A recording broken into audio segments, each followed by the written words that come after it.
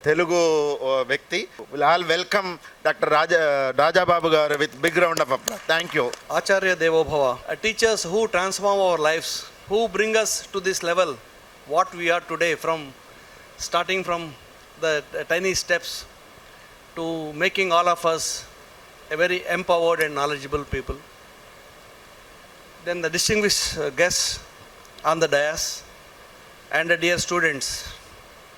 I think whatever Dr. Kalam dreamt, it's already happened. And of course, we continue to pursue his path. Dr. Kalam envisioned for the first time the Vision 2020 when no one was thinking that, where India should be, what India should do. So today his dream of the developed India is already here. And I'm sure his legacy is going to carry it forward through all of you. On a Saturday, when hundreds of students, they are here to share the knowledge and carry his legacy forward. Whatever he thought for the nation, I'm sure you are going to be the torch bearers for the future, carrying his thoughts and ideas and making the country one of the proudest countries in the world. But like Professor Murthy very nicely brought out, how Dr. Kalam started from a scratch when no one thought like India could be in a stage where we are today. If every one of you start thinking in the same way, so India will not take any time to be world number one. But it was not easy for him. He had a very humble beginning, starting from scratch, faced a lot of problems, but he did not give up on his problems. He converted every problem into an opportunity. The laboratory where I work, we are very fortunate to work on the footsteps of Dr. Kalam. Like many of you might have read, maybe most of you are not born when India's first missile program IGMDP was started, or rather 1970-75, post-independence. India had its own set of problems. We were under a foreign rule. Our finances were looted away. We didn't have much of finances. We had shortage of food grains, we have starvation deaths, and we have a number of problems. So we started our own rule with a very, very humble beginning and with a great poverty. Though some seeds were sown in bringing in technology, but technology cannot come overnight. The same thing applied to the defense also. We were fighting wars for other countries. You might have read in history that our soldiers went all over the places during World War I, World War II. And there are even today memorials in other places where our soldiers were fighting for other countries. But we did not have any weapons, we did not have any technologies. So when Dr. Kalam started his career in ISRO, that's the time the space technology was just starting to pick up.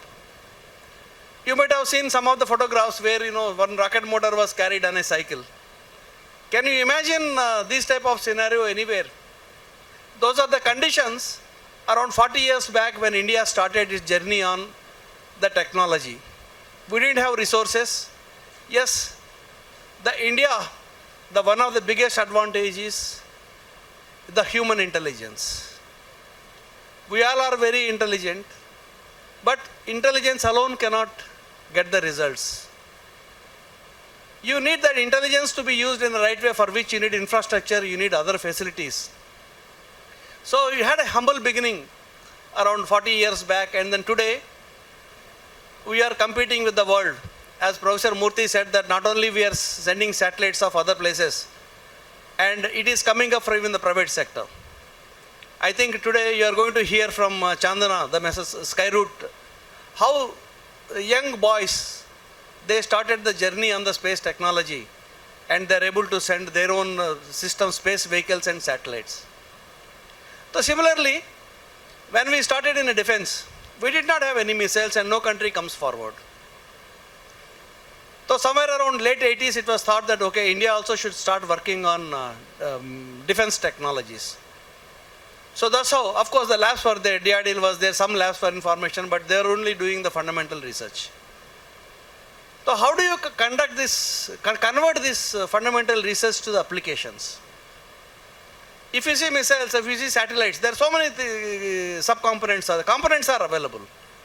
But how do we integrate all these components with the system engineering and then make it a product? That's where Dr. Kalam took the very initiative, came to DRDO and established the first ever program of integrated guided missile development program. I am sure many of you heard about the program. If not the program, you heard the missiles which are developed under it. All of you are aware of Agni series of missiles. All of you are aware of Prithvi series of missiles, Akash series. But when we started, the world did not believe that India can ever make these missiles. Because we did not have facilities. We were only subsystem developers or component developers. But when we started the program, it was a start of, a skepticism that, okay, they're starting whether they'll be able to make it or not.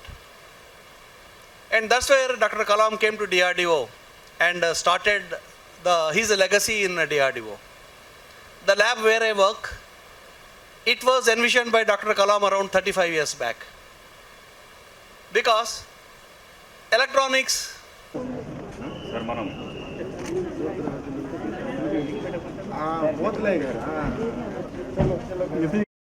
so the fundamental other branches were doing well.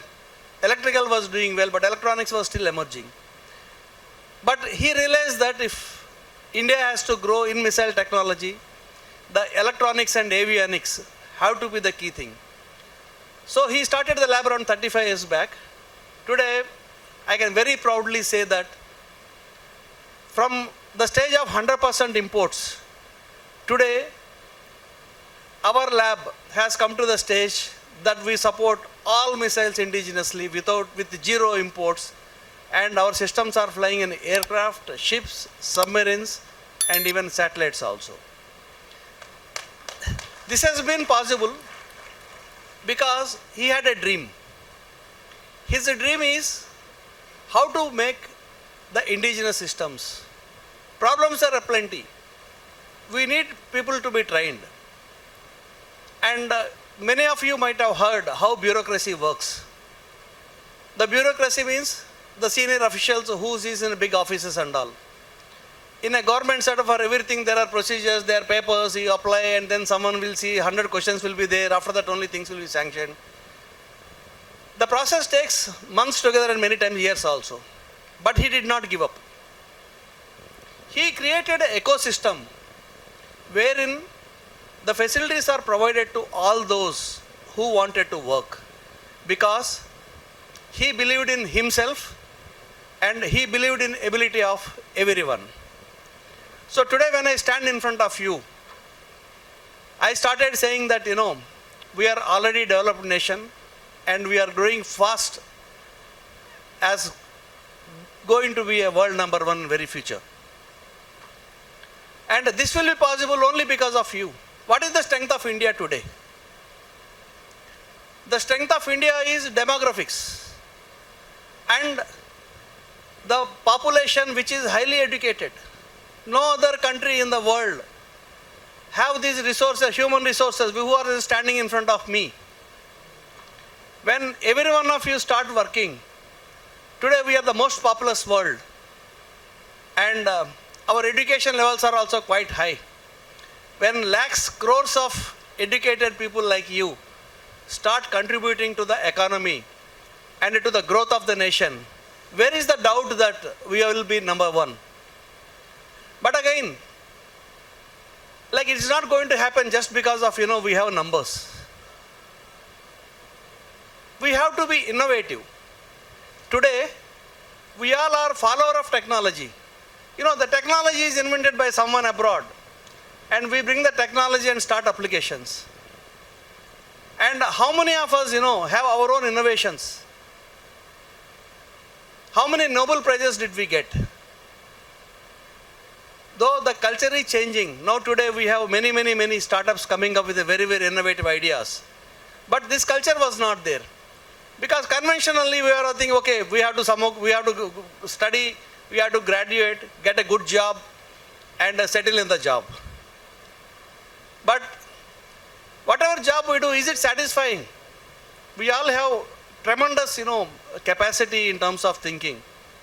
At your age, the neurons must be firing in all directions, with a highly, agile thinking.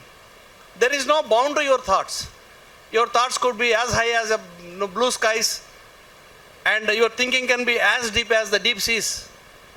But how many of us are, thinking in these directions? Maybe because, as Professor Murthy said that, even if you have idea, we may feel that people may ridicule us. No, there's a stupid idea, it will not work. But believe me, today the greatest inventions were those ideas which were ridiculed as stupid ideas some time back. They did not give up.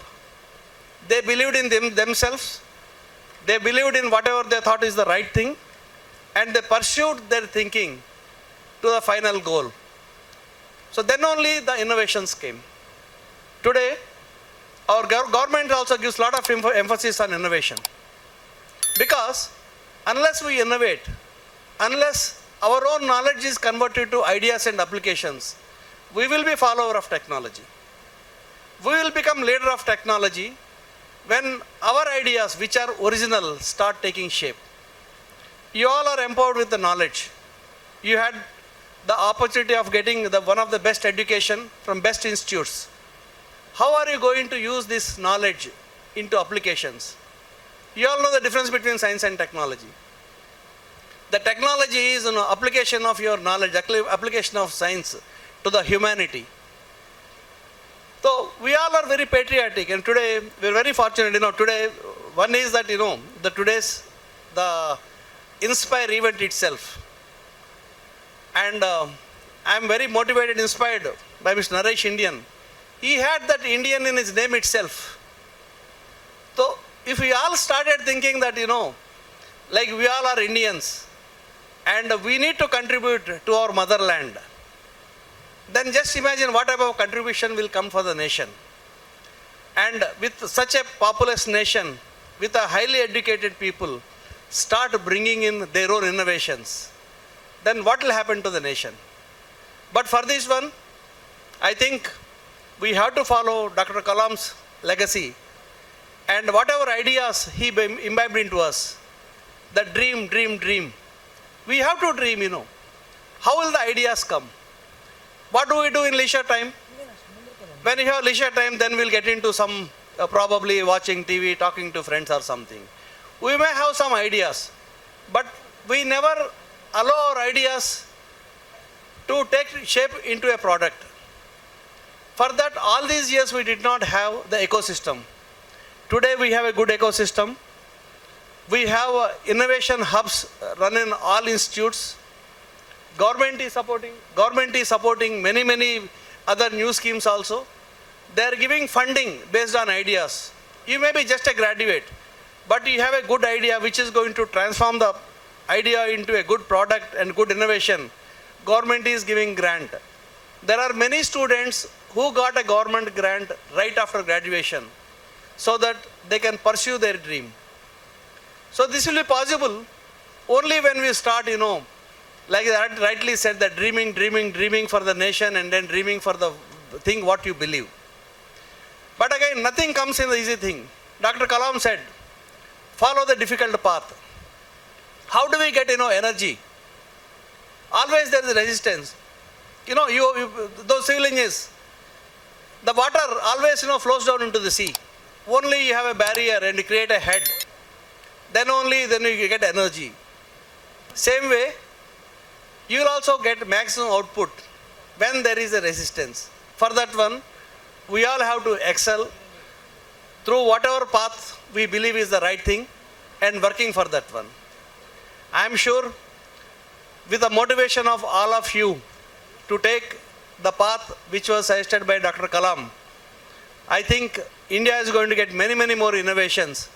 And in the years to come, maybe a few 10, 15 years later, we all will see all of you excelling in your fields, bringing your own innovations and bringing India as a world number one. Once again, thank the Mr. Naresh Indy and the Kalam Foundation and then ACE Engineering College for giving me this opportunity and gathering so many fertile minds. I was just, imagining when all of you start, working on your own ideas, and even if you convert 5% of these ideas into a products, where will be in the future? Thank you so much.